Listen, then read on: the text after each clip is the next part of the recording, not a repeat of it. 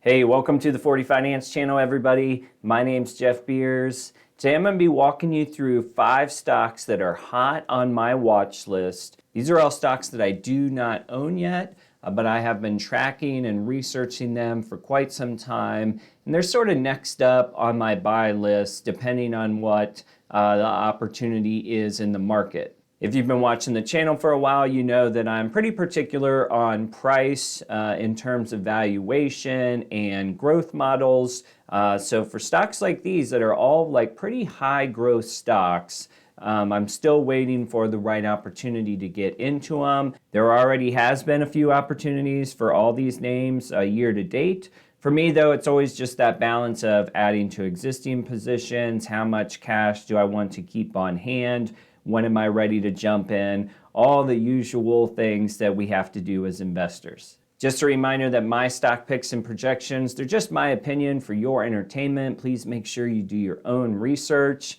However, if you like stock market videos like this and going deep on stock analysis, please subscribe to the channel, give this video a like. Thank you to everybody for your support. All right, the first stock on my list is CrowdStrike Holdings. And for each stock today, I'm going to do a quick why not at the beginning of each one, then we'll dig into the numbers. For CrowdStrike, the reasons for this stock is in my particular portfolio, I have been wanting to add a cybersecurity name for quite some time. CrowdStrike is arguably at the top of the list in terms of their growth prospects for the future. However, the reason that I have not purchased CrowdStrike yet has just really been the general state of the market over the past year or so, with prices running up so high, and CrowdStrike's earnings as well as their price to sales ratio is really much higher than any other stock in my portfolio. All right, so here we go with CrowdStrike. Current price of $262.72. This is a 1-year chart off to the side, and you can see that even this year alone, let me switch to year to date. Even this year alone, we've had opportunities, I would argue, at 173 and another at 183 most recently here in mid-May. This is a stock that is not yet profitable. You've got a negative EPS. But the sales growth for this company is definitely intriguing. Take a look at the analysis charts. You've got a year ago EPS at 27 cents. This year they're supposed to hit 39 cents. I'm guessing these are non-GAAP numbers. And then next year it gets a little bit better. So, you know, you can make the argument that they're forming into profitability here. Let's just say over the next couple years. Now, on the revenue growth side, there's really no arguing anything, plus 55%, going from $874 million to $1.36 billion, and adding another $500 million projected in 2023. All right, so obviously with CrowdStrike, you have to be looking ahead on a company like this. And I'm going to use Seeking Alpha here to show you a little bit how these EPS estimates work in terms of valuation. In January of 2022, the estimate is 39 cents, as we mentioned. That's a 43% growth, and it gives you a forward PE of about 700. When we look ahead to, let's just say, 2024, which is about the farthest reach that analysts would go out, you have an EPS of $1.19. That would be 67% over the year prior, and that brings your forward PE down to 222. All right, scrolling down, if you want to factor in price to sales, we're still not cheap here. January 22, 23, and 24, you can see that if they hit their targets, so plus 55, plus 36, plus 32, even if you woke up on January of 2024, you'd still be 24x sales on today's price. So in my opinion with CrowdStrike, I love the company, but I guess my take is I expect to see opportunities over the next 6 to 12 months where I can purchase this one at a lower multiple. All right, taking a look at CrowdStrike on TipRanks to see what the best performing analysts think. And here you can see that you got pretty much buys across the board. Price targets over the next 12 months. Looks like a high of about 14, 15%, something like that. On the lower side, you're in the single digits. So when you look at something like this, you say for CrowdStrike, hey, at its current price, there is potentially still upside over the next 12 months, but can you increase that upside perhaps by buying it at a cheaper price than what's offered today? All right, next stock on my wish list is MercadoLibra.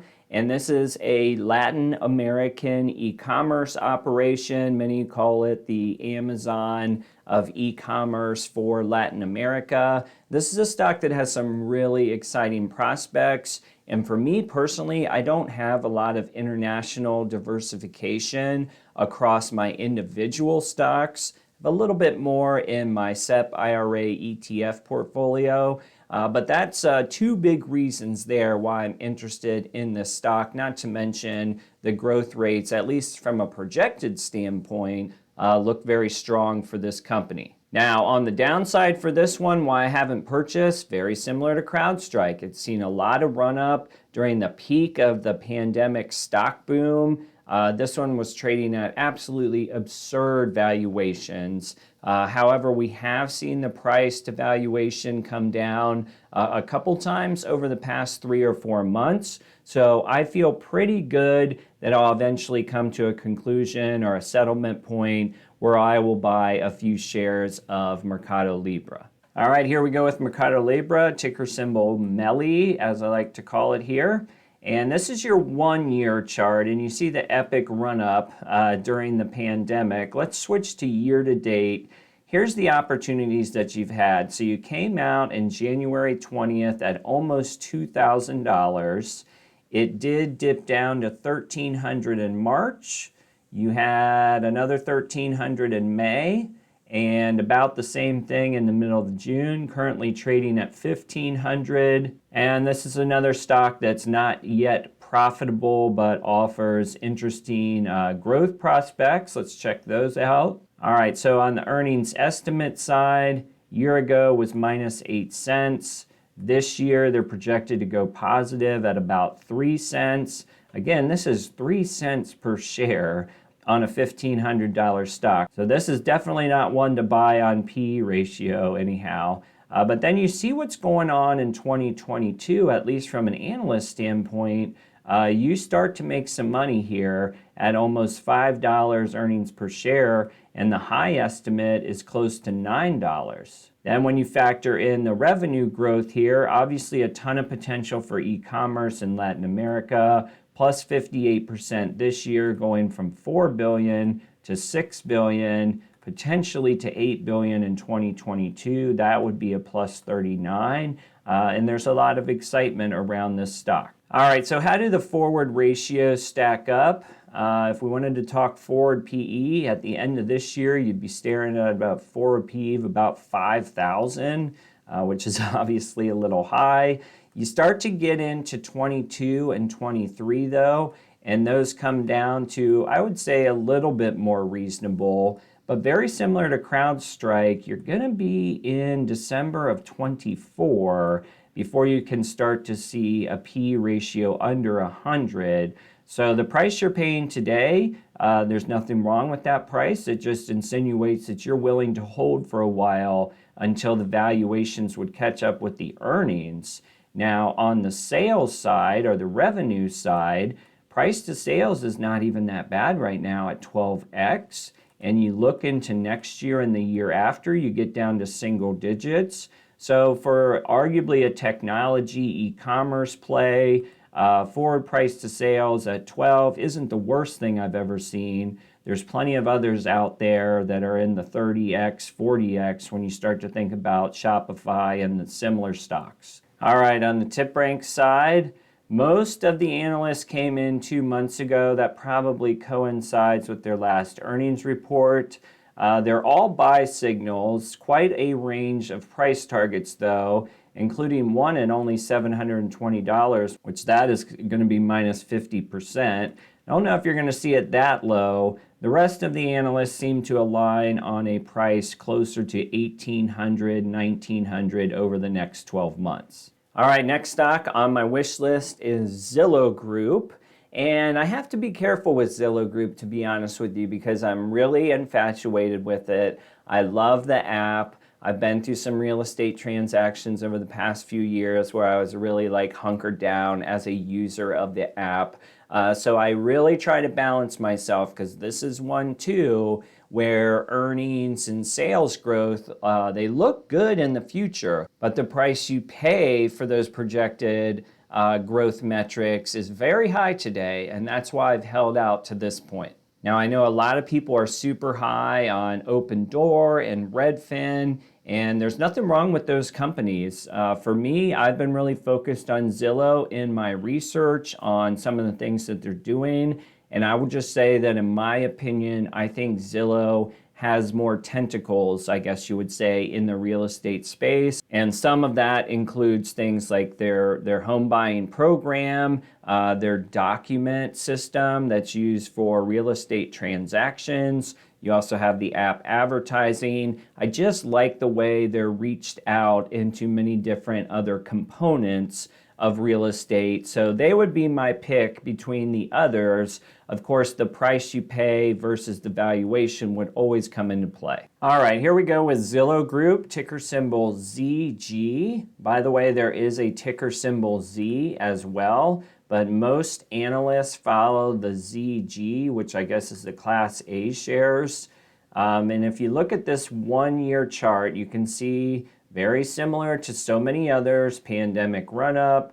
You actually had a huge boost up to $200 in mid-February. Then you've slid down, and it's kind of hovered at this point, this sort of 110 to 115 mark for Zillow. And it's not always influenced by the big dips in the market. And some of Zillow's ceiling and floor, in my opinion, comes away from the stock market into the fact that some analysts, many analysts, aren't sure what to think of this real estate market and how long the kind of bull run will last in this space. Now with Zillow, you do have some light profitability, 23 cents, P/E ratio trailing 12 months of 500. On the analyst side, we have year ago EPS of 44. This year, the average is about $1. So that makes it easy. $1 rolled into $100. You got about a forward PE of 100. Next year, they bring it up, but only by 50 cents.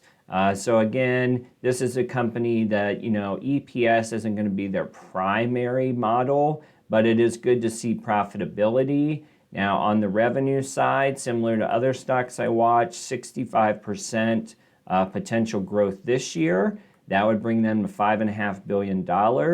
Next year, they could add another 43% to bring them into $8 billion. All right, checking out Seeking Alpha to give us an idea of forward PEs. If they hit their targets, this forward PE would be around 100 for this year. Looking ahead to next year, you get into the 80s, then the 50s. So for Zillow, I would argue that the forward look on an earnings standpoint isn't really too bad for as fast as they're growing. You could sneak a forward PE under 100, which isn't exactly value stock territory, but it's better off than some of the others that we've seen who have not yet produced profitability. Scrolling down to our revenue estimates, and depending on where they land versus their projections, you could have price to sales this year under 6, sneaking into the 5s, and then single digits for the next few years. So again, every market is different, particularly real estate. But if you're thinking about some of the tech sector and some of the price to sales that you see in other places, Zillow at a 5 or a 3 is much more fair than some of the other names out there that are going 30, 40, 50x price to sales. All right, next on my wish list is C Limited. This is sort of a combo play of payment systems, e-gaming, e-commerce, all kinds of different things in C Limited. This is a company with the user base in Asia, Latin America, and it's really taken off, mostly led by its e-gaming or gaming platform. But once they started rolling out the payments platform, which has proven to be successful, they also have some e-commerce interests. It's a really interesting conglomerate, very similar in some ways from the conglomerate approach to what you get with MELI and Amazon on top of that, right? They're more than just one thing. And the international exposure for me is very helpful because I just have a limited amount of stocks from that standpoint. All right, C Limited here. You can see the past year has been very good. However, we do have some dip opportunities year to date. Currently at 273. The low was 197, it looks like in March. Yet another strong dip in May of 202. Not profitable, minus $3.59 so far. Let's see what the analysts have to say. Last year, EPS minus 278. This year, minus $2. Next year, they cut that in half. So it'll be a couple years before profitability from an EPS standpoint comes in for C Limited. The exciting part is if you're an investor, you've got 90% growth rate, which, oh, by the way, that's 90% on last year's sales of $4 billion. So unlike some small caps where 90% growth rate means 100 million to 190 million, we are talking big boy dollars here, 4 billion to 8 billion to 12 billion potentially next year, which would be plus 50% on top of that. All right, so where does that put us today from a valuation standpoint?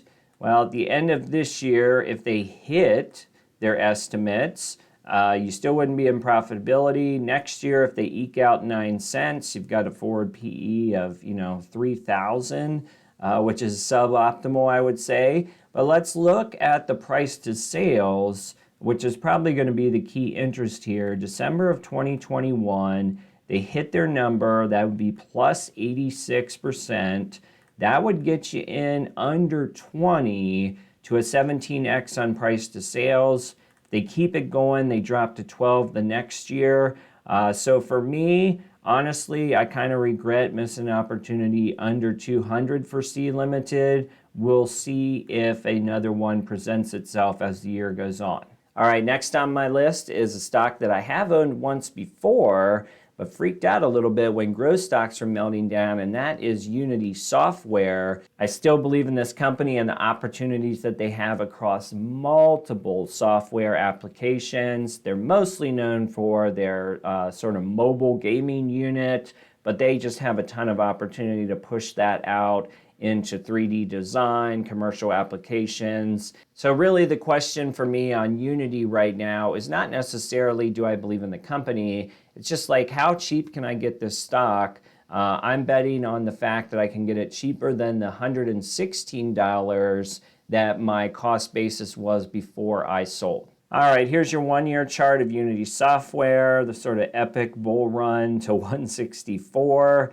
We did see dips in March to 93, and we saw another in May to 87. Currently sits at 105. I could technically buy this today and pay less than my cost basis. However, I am still holding out. We'll see if I end up doing that. From an analysis standpoint, not profitable yet. Last year was minus 39 cents. This year, about the same. Next year, they'll barely shave off even from the year before. So this is one where profitability is a few years down the road, certainly from today's prospects.